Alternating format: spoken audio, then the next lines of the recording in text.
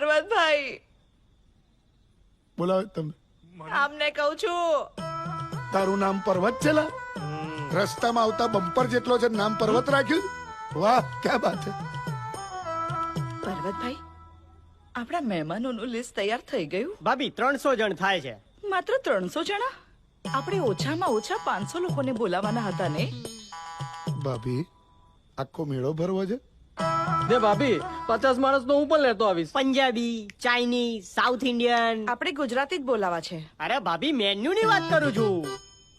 અહં. Soup two dessert બધું જ ફાઇનલ થઈ ગયું છે. પણ ભાભી આ બેસણામાં આટલો બધો ખર્ચો. ભાઈ એમને આખી જિંદગી કરકસર કરી છે.